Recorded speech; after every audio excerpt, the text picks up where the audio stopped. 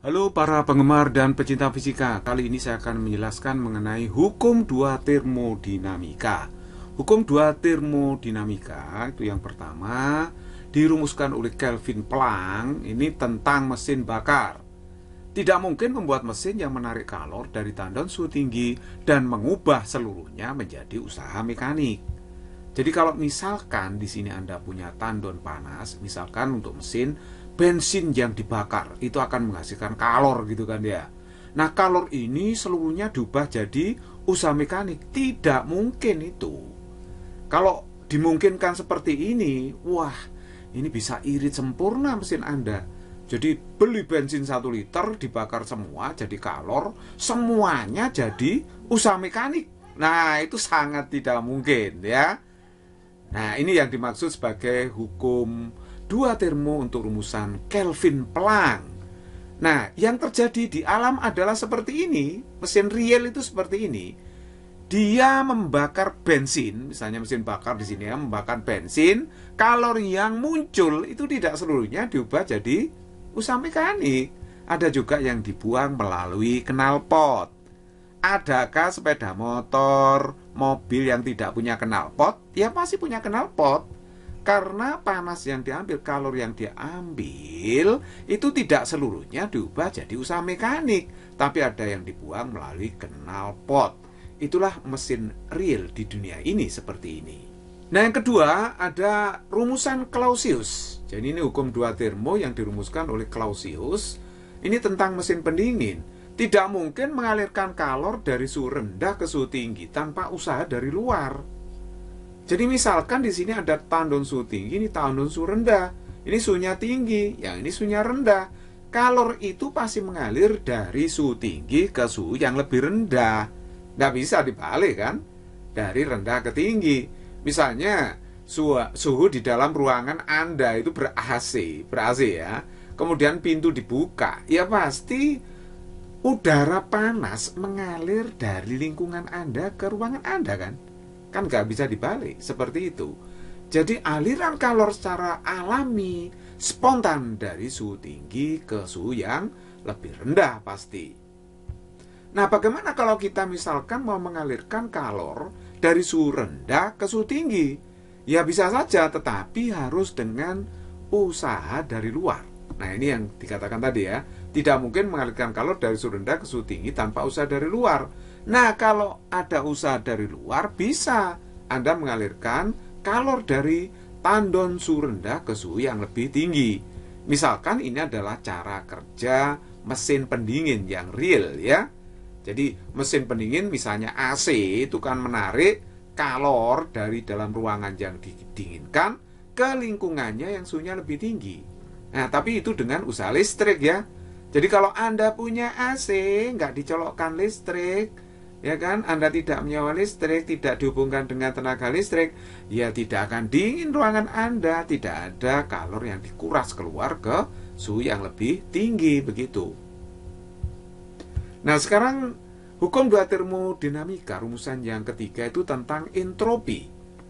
Nah, entropi alam semesta selalu naik dalam proses irreversible dan selalu tetap pada proses reversible.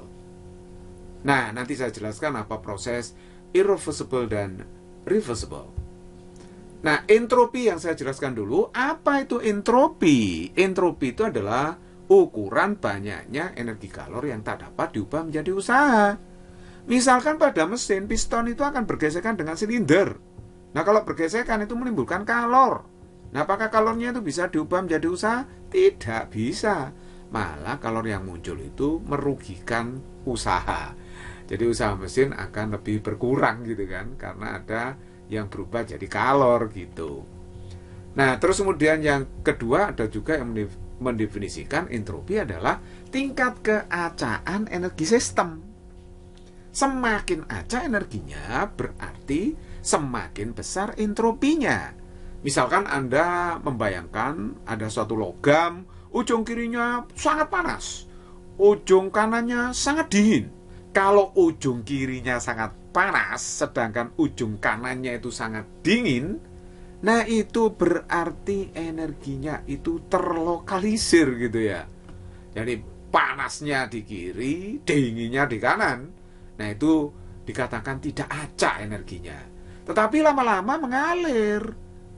Kalor mengalir dari ujung panas ke ujung yang dingin. Akhirnya panasnya merata.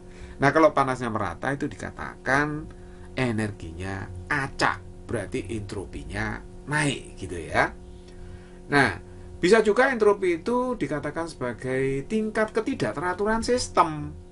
Misalkan bayangkan ada suatu ruang diisi siswa sebanyak 30. Enak-enak, tenang, siswanya belajar, tiba-tiba ruang itu dibakar. Apa yang terjadi?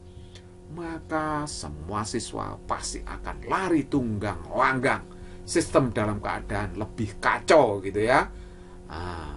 Gak mungkin semakin tenang. Masa ada kebakaran, wah gak apa-apa wis, mati debat pengalaman. Nah, itu gak mungkin. Pasti siswanya akan semburat semua keluar. Nah, itu berarti sistem dikatakan tidak teratur. Dan anggaplah siswa tadi adalah partikel gas gitu ya. Partikel gas, kalau dipanaskan itu juga ya seperti itu, lebih salah tingkah. Itu sistem dikatakan semakin tidak teratur. Nah, kalau semakin tidak teratur, maka dikatakan entropinya naik gitu.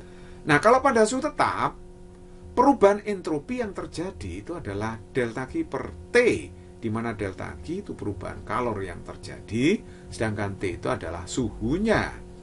Nah, delta S, perubahan entropi itu selalu 0, artinya entropi alam semesta itu selalu tetap pada proses reversible. Nah, proses reversible itu adalah proses dapat balik. Artinya prosesnya bisa dikembalikan sehingga komponen termodinamikanya yang berhubungan dengan tekanan, volume, suhu itu betul-betul bisa dikembalikan seperti keadaan semulanya. Nah, proses reversible itu biasanya adalah proses yang sangat lambat atau proses quasi-statik. Jadi proses quasi-statik itu artinya proses yang berlangsung setiap saat, bisa dikatakan antara sistem dengan lingkungannya itu dalam keadaan kesetimbangan. Artinya bahwa misalnya suhu sistem dengan suhu lingkungan itu perbedaannya sangat kecil sekali, mendekati 0. Begitu juga volumenya, tekanan, dan seterusnya. Jadi komponen termodinamikanya antara sistem dengan lingkungan itu perbedaannya mendekati 0. Nah, proses reversible itu contohnya adalah proses siklus Carnot. Nah, nanti ini saya akan berikan contohnya. Nah, proses di alam, ya tentu saja secara alami proses irreversible. Nah, proses irreversible itu proses yang tidak bisa dikembalikan ke keadaan semula, tidak dapat balik. Nah, ini pasti akan menyebabkan kenaikan entropi alam semesta. Jadi delta S-nya itu akan lebih besar dari 0 gitu.